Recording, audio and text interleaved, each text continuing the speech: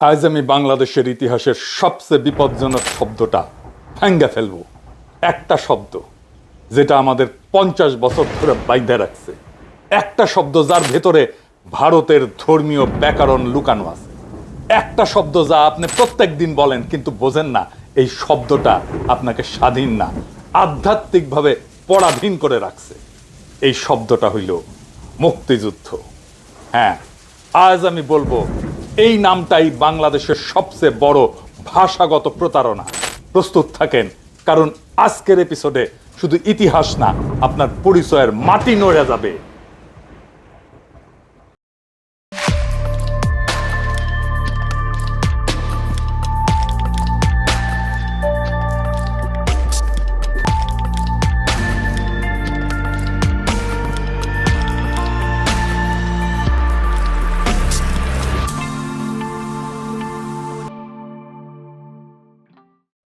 আপনারা দেখেছেন আমার আর ইলিয়াসের কুশপুত্তলিকা জ্বালানো হয়েছে ঢাকা বিশ্ববিদ্যালয়ে। আমি কালে মাইন্ড করেছি, খুবই মাইন্ড করেছি। এই জন্য না যে ওরা আমার কুশপুত্তলিকা জ্বালাইছে, মাইন্ড করেছি যে বেশি লোক হয় নাই। আর অন্য বিশ্ববিদ্যালয়গুলো কি ঘুমাইছে?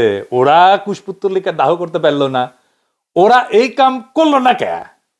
আচ্ছা ঠিক আছে, আজকে যে পুচ্ছে আগুন লাগানো এপিসোড করব, এইবার কলে 64 জেলায় অন্তত 64টা কুশপুত্তলিকা জ্বালাইতে হবে আমার।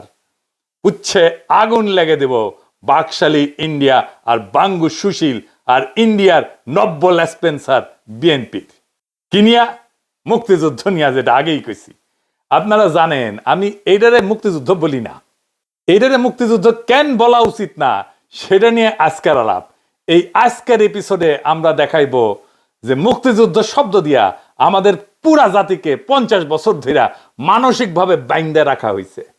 মুক্তিযুদ্ধ মানে স্বাধীনতা না, মুক্তি না, মুক্তিযুদ্ধ মানে দাসত্ব। কেমনে আসেন এইবার দেখি। আমি আগেই বলেছি বঙ্গবন্ধু নামটা ছিল ভারতের তৈরি একটা সফট পাওয়ার টুল, যা দিয়া বাংলাদেশের মন রাজনীতি নিয়ন্ত্রণ করা হয়েছে। গত এপিসোডে এটা দেখেছেন। আজকে আমরা আওয়ামী বয়ানের পেঁয়াজের আর একটা স্তর সুলবো আর চোখ দিয়া পানি পড়বে বাকশালী আর ভারত দুই জায়গাতেই। একটা প্রশ্ন দিয়া শুরু করি। দুনিয়ায় অনেক দেশ স্বাধীন হয়েছে, তাদের স্বাধীনতার জন্য লড়াই করছে, যুদ্ধ করছে। কোথাও কি তারা তাকে মুক্তিযুদ্ধ বলছে?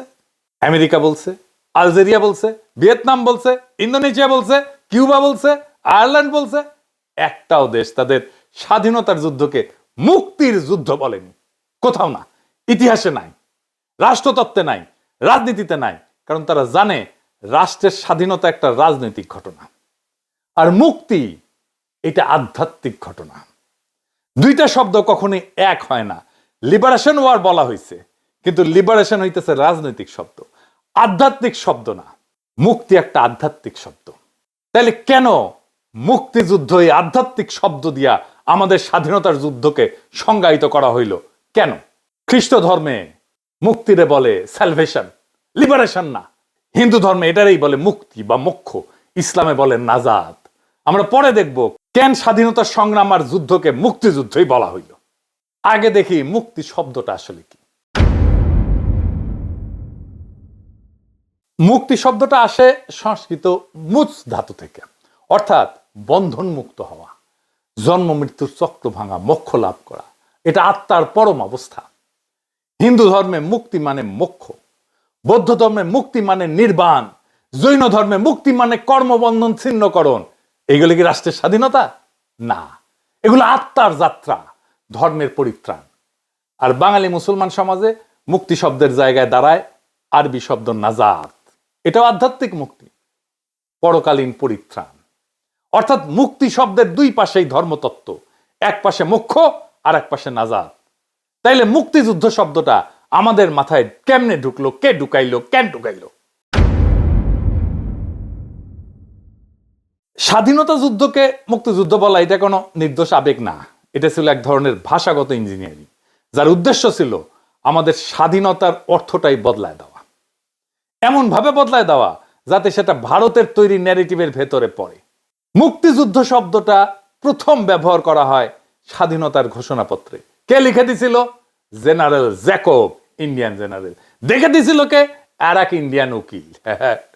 বুঝছাও, স্বাধীনতা শব্দ বললে বাংলাদেশি জনগণ দাঁড়ায় মাথা উঁচু করে, কিন্তু মুক্তি শব্দ বললে আপনি দাঁড়ায় যান হিন্দু মোক্ষ এবং আধ্যাত্মিক পরিত্রাণের ভাষার ভেতরে।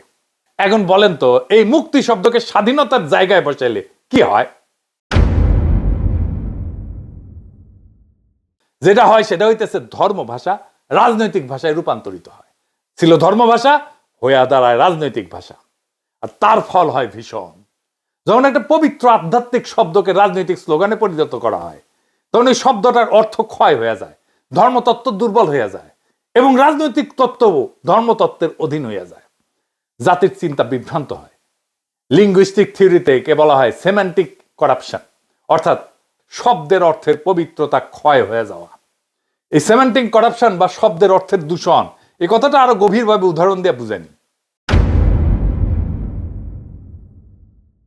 কোন পবিত্র বা গভীর বিশেষ অর্থবহ শব্দকে অন্য কাজে অন্যভাবে রাজনৈতিক স্লোগানে যদি ব্যবহার করা হয়, তখন শব্দের আসল অর্থ দুর্বল হয়ে যায়, অর্থ বদলে যায়, এমনকি নষ্ট হয়ে যায়। এই অর্থ নষ্ট হওয়ার ঘটনাকেই বলা হয় সেমান্টিক করাপশন। বাংলায় বলতে পারেন অর্থ দূষণ, অর্থ বিকৃতি। আমরা একটা উদাহরণ দিয়ে দেখি। গুরু, এই শব্দটা, এটা আসল অর্থ কি ছিল? ভারতীয় ধর্মতত্ত্বে গুরু মানে আধ্যাত্মিক পথ প্রদর্শক, যিনি আপনাকে অন্ধকার থেকে আলোয় তোলেন, যিনি সত্য, আত্মজ্ঞান, মুক্তির পথ দেখান। গুরু মানে শিক্ষক প্লাস দার্শনিক প্লাস আধ্যাত্মিক নেতা। অত্যন্ত পবিত্র, গভীর, ভারী শব্দ। এখন গুরু শব্দ কাকে বলা হয়? এই শব্দটা ইংরেজি ভাষার ঢুকিছে। তাই আজকের পৃথিবীতে আমরা দেখি ফিটনেস গুরু, মার্কেটিং গুরু। আমি নিজে মুরব্বী শব্দটা বুঝাইতে গুরুজন শব্দটা ইউজ করি। গুরুজন অনেক ক্ষেত্রে ইউজ করছি। অনেকেই গুরুজনকে গুরু বলে ধরে নিছে। গুরু আর গুরুজন দুটো আলাদা শব্দ। তাইলে বলেন, এই যে ফিটনেস গুরু আর মার্কেটিং গুরু, এগুলো কি সত্যিকারের গুরু? না, এরা শুধু কোন একটা কাজ ভালো জানে। কিন্তু শব্দটা এতই সস্তা হয়ে গেছে, আজকাল যারই সামান্য দক্ষতা আছে তাকে গুরু বলা হয়।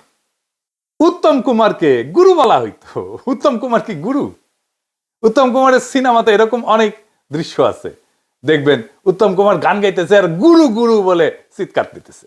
এটাই সেমান্টিক করাপশন, পবিত্র শব্দের অর্থ নষ্ট হয়ে যাওয়া। একটা পবিত্র আধ্যাত্মিক শব্দ হইতেছে গুরু। যখন বাজার, বিজ্ঞাপন, ইউটিউব, টিকটক এগুলো ছড়ায় পড়ে, তখন শব্দটার গভীরতা মরে যায়। গুরু মানে একটা কাজ ভালো করে এরকম লোক, যা কিনা সম্পূর্ণ ভুল অর্থ। এতে শব্দের আসল অর্থ ক্ষয়া যায়, শব্দের মর্যাদা নষ্ট হয়ে যায়, মানুষ শব্দটা শুনলে ভুল ধারণা করে। এখন গুরু মানে আর পথ প্রদর্শক বা আধ্যাত্মিক শিক্ষক না। গুরু মানে এখন যে কেউ যার যা কিছু ভালো জানে, সেই একটা গুরু। আসল অর্থ গায়েব। ঠিক একই ঘটনা মুক্তি শব্দের ক্ষেত্রে ঘটছে, তবে উল্টা ভাবে। কিভাবে?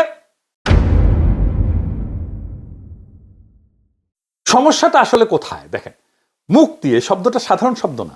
এই শব্দটা ভারতীয় ধর্ম দর্শনের সবচেয়ে পবিত্র, সবচেয়ে স্পর্শকাতর টার্ম। সবচেয়ে রিলিজিয়াস ফুলফিলমেন্ট হয় মুক্তির মধ্যে দিয়া। মুক্তি মানে কি? মুক্তি মানে মোক্ষ, নির্বাণ, পরম পরিত্রাণ, আত্মার শেষ গন্তব্য। এখন প্রশ্ন হইল, একটা রাজনৈতিক যুদ্ধকে কেন হঠাৎ এই আধ্যাত্মিক শব্দ দিয়ে ডাকতে হবে? কেন? কারণ এটা কোনো কাকতাল না, এটা চালাকি। সফট পাওয়ারের সবচেয়ে সূক্ষ্ম অস্ত্র হলো ভাষা। ভারত খুব বুদ্ধিমত্তার সাথে তাদের ধর্মীয় শব্দ ভান্ডারের সবচেয়ে পবিত্র শব্দটা, সবচেয়ে স্যাক্রেড শব্দটা আইনা আমাদের রাজনৈতিক সংগ্রামের সাথে এঁটে দিল। যেই মুহূর্তে বলা হলো স্বাধীনতা মানে মুক্তি, স্বাধীনতার যুদ্ধ হয়ে গেল মুক্তিযুদ্ধ। সেই মুহূর্তে আমাদের রাজনৈতিক বয়ানকে সরাসরি ভারতের ধর্মীয় ব্যাকরণের অধীনে পাঠানো হলো। এটাই সমস্যা, এটাই সেমান্টিক করাপশন। এটা সেমান্টিক করাপশন না, এটা সেমান্টিক ক্যাপচার হয়ে গেছে। শব্দের অর্থ বদল না, শব্দ দিয়া জাতির পুরা রাজনৈতিক চেতনাকে বন্দী করে ফেলছে।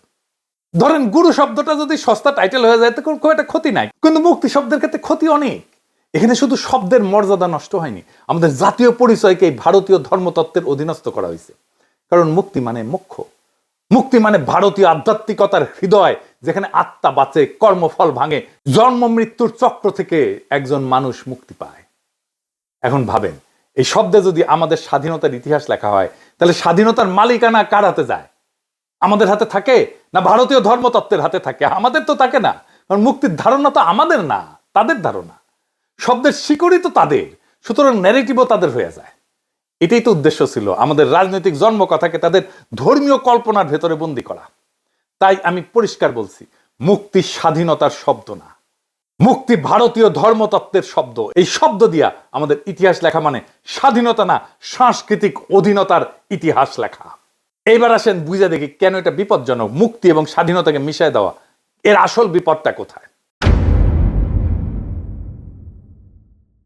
আগেই বলছি যে মুক্তি তো কোনো রাজনৈতিক শব্দ না, এটা মোক্ষ, নাজাদ, নির্বাণ, আধ্যাত্মিক পরিত্রাণ বোঝায়, একটা পূর্ণ ধর্মীয় ধারণা। এখন এই আধ্যাত্মিক শব্দকে যদি রাজনৈতিক স্বাধীনতার জায়গায় বসায় বলা হয় মুক্তিযুদ্ধ ছিল স্বাধীনতার যুদ্ধ, তাহলে কি হয়? হয় অত্যন্ত বিপজ্জনক একটা গুলায় যাওয়া। স্বাধীনতা মানে হইতেছে রাষ্ট্রের শৃঙ্খল ভাঙা, মুক্তি মানে আত্মার পরিত্রাণ। স্বাধীনতা একটা জাগতিক ঘটনা, আর মুক্তি একটা পরকালের ব্যাপার, একটা রাজনৈতিক আর একটা ধর্মীয়। কিন্তু মুক্তিযুদ্ধ শব্দ চালু হওয়ার পর রাষ্ট্রীয় সংগ্রামে ঢুকে গেল আধ্যাত্মিকতার স্লোগান, মুক্তির ধর্মীয় পবিত্রতা মিশে গেল রাজনৈতিক প্রয়োগে, এবং পুরো জাতির মাথায় ঢুকে গেল ধর্ম রাজনৈতিক বিভ্রান্তি। এইটা ভুল শব্দ ব্যবহার না, এটা মানুষের চিন্তাকে নড়বড়ে করে দেওয়ার অপারেশন। আর তার উপরে হইল কি, এইটা মুসলমান সমাজে হইল একটা সাংস্কৃতিক আঘাত। কিভাবে? এখানে নাজাত যে ধারণা মুসলমান সমাজে, মুসলমান ধর্মে, সেটা ধারণার সংকোচন হইল। বাংলাদেশের সাধারণ মানুষের কাছে মুক্তি মানে নাজাত, তো নাজাতি হওয়ার কথা, আল্লাহর রহমতে পরকালীন পরিত্রাণ। এখন রাষ্ট্রীয় স্বাধীনতাকেও বলা যদি হয় মুক্তি, তাহলে ধর্মীয় মুক্তির জায়গায় রাজনৈতিক মুক্তি বসে যায় না? বলেন, তাহলে সে মুক্তি বলতে কোনটা বুঝবে? নাজাত বুঝবে না মুক্তিযুদ্ধ বুঝবে? নাজাত মানে তো আধ্যাত্মিক পরিত্রাণ, আর মুক্তিযুদ্ধ হইতেছে রাজনৈতিক মুক্তি। দুইটা আলাদা ধারণা এক হয়ে গেল। এটা ইসলামী বিশ্বাসের কেন্দ্রবিন্দুতে একটা সাংস্কৃতিক আঘাত। কারণ নাজাত আসে আল্লাহর রহমতে, মোক্ষ আসে সাধনায়, স্বাধীনতা আসে সংগ্রামে। এই তিন পথ, তিন জগতের, এটা একসাথে মেলান না। কিন্তু আমাদের বলা হইল এই তিনটা একই শব্দে বোঝানো যায়, যে এক ধরনের ধর্ম, মনস্তত্ত্ব এবং রাজনৈতিক ককটেল। এটাই বিপদ। তাই মুক্তি শব্দটা ভারতের জন্য বাংলাদেশের ভেতরে তার ধর্মতাত্ত্বিক দরজাটা খুলে দেয়। সেই জন্যই ভারতের হেজিমনি, ভারতের কর্তৃত্ব, ভারতের আগ্রাসন, ভারতের দাদাগিরি, এটাকে আমরা ঠেকাইতে পারতেছি না। কারণ এমন জায়গায় ঢুকে গেছে, সেই জায়গাটা আমাদের মনের ভেতরে ঢুকে গেছে। এমন ধরেন বলা হয় বাংলাদেশ মুক্তি পাইছে, ভারতীয় সেনারা সেই মুক্তিতে সহায়তা করছে। তাহলে এই বাক্যটা পুরা বয়ান উল্টায় দেয় না? এখন ভারত মুক্তির মধ্যস্থতাকারী কে হইল? ভারত। পরিত্রাণের সহায়ক শক্তি কে হইল? ভারত। মুক্তির নৈতিক মালিক কে হইল? ভারত। এটা রাজনীতি না, এটা সরাসরি ধর্মতাত্ত্বিক অবস্থান, যেখানে নাজাত হয় খোদা তাআলার দয়ায়, তার মেহেরবানিতে। সেইখানে ভারতকে সেই জায়গায় বসায় দেওয়া হইল, নাউজুবিল্লাহ, যাতে মনে করা হয় আমাদের মুক্তি ভারতের হাত ধরে আসছে। এইটাই হইতেছে ন্যারেটিভ ওনারশিপ, এটাই মানসিক উপনিবেশ, এবং এটা নতুন খেলা না।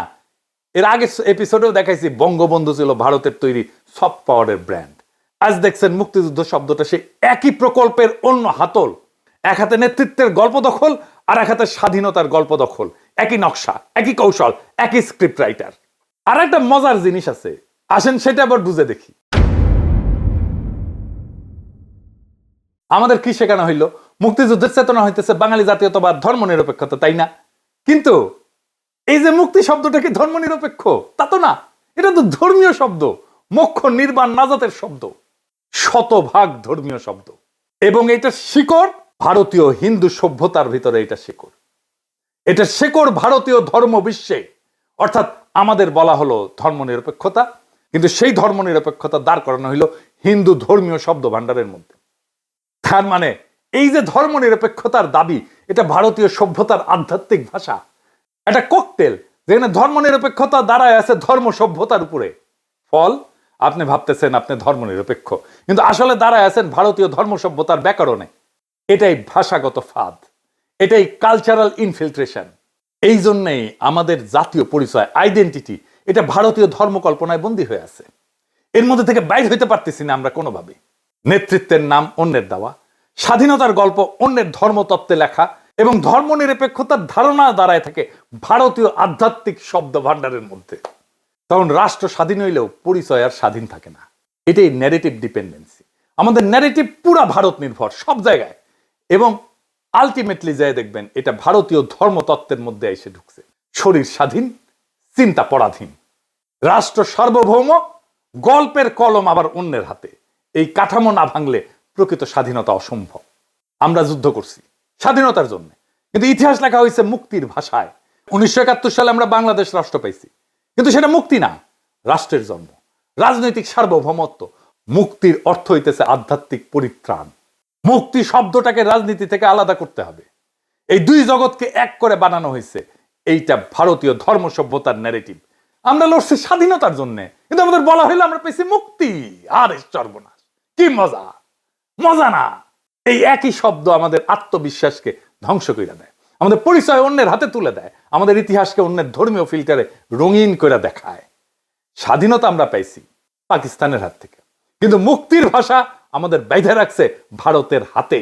সাংস্কৃতিক ভাবে, মনস্তাত্ত্বিক ভাবে যে জাতির ইতিহাস অন্যের ধর্মতত্ত্বে লেখা হয়, সে জাতি স্বাধীন না, শুধু স্বাধীনতার গল্প শোনে সে।